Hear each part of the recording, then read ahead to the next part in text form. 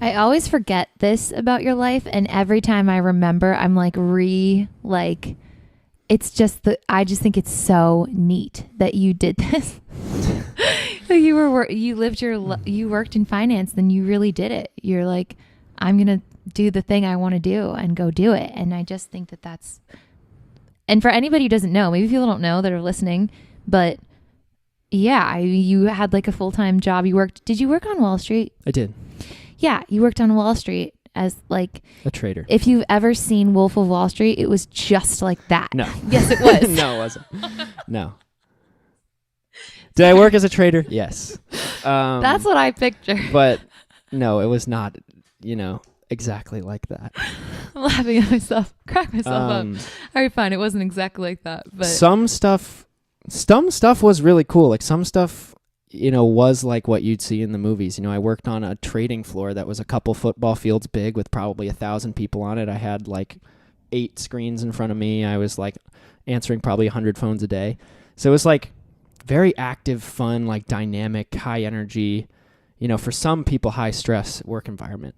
I've been blessed, and I think you've been blessed too, to be a person that can like handle that pretty well and like keep a pretty level head during those types of situations. So yeah, there were a lot of things about it I really liked. But yeah, I did used to do those things. Yeah, and then May 10th was your last day. Yep. And you said, I'm leaving this whole finance thing. That, by the way, you got obviously a degree in that.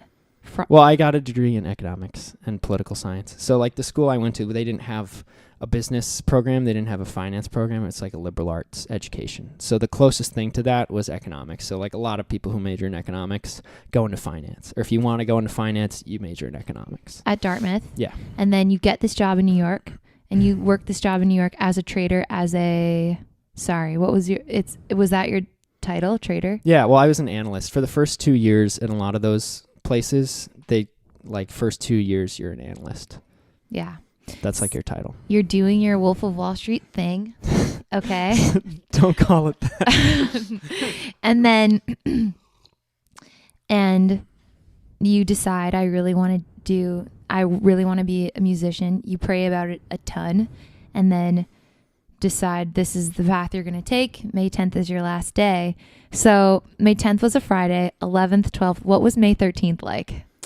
Do you remember May 13th? That Monday, you wake up, you don't have to be at work. Yeah, no, and I had been planning for that for a long time. That week I had already bought a schedule, and I had filled it out. I was like, here's what I'm going to do every half hour for, and after I wake up. So yeah, the first day I woke up, and I was used to getting up really early, right? And I knew if I was going to do something like this, I did not want to reward myself with some sort of vacation where I was like, let me get to this when I get to it, and the things will fall into place. So I wanted to treat it as legitimately as possible and treat it like a business, which is what it is. You have all the same pieces of any entrepreneurial venture. You're starting a business. Exactly. You have research and development, which is your writing and editing of songs. You have your marketing, which is your social media, and your promo, which takes, again, that's something I had to learn those first few months. It takes way more time than I had hoped or anticipated.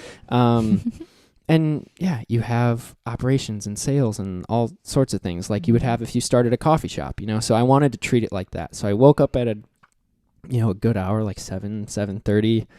I went on a walk. I read the word. I prayed. And then I started my day. I had, for the first while, every day I had this 3 to 5, I would do my writing stuff. And I would come up with new stuff. I would edit old stuff. But in the morning at 11, I would warm up and practice all my stuff. I could probably go back and look at, I finished that journal, but I could probably go back and look at what my schedules were like. But I had this goal, I need to send this many emails. And then the night before I would plan, okay, here's the people I need to reach out to tomorrow.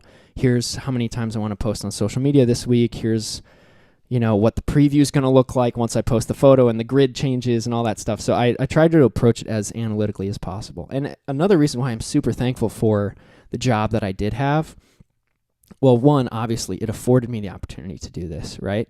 Not many people get that opportunity where you can switch and for however long I get to do this full force, put all my time and energy into this. So incredibly grateful for that. But I was in this environment where everything was procedural. Everything I was doing was, documented, instructed. It was concrete, quantitative, analytical stuff. Yeah. So it put me in a great position, and one that I think not a lot of musicians are, in that I can look at this objectively as, a plan, as like a series of data points, and say, here's what I need to do. Here's the best way to execute that. Here's how I can do it by accenting my strengths, using the resources I have, in a way that I could pursue it and not just like let it happen to me.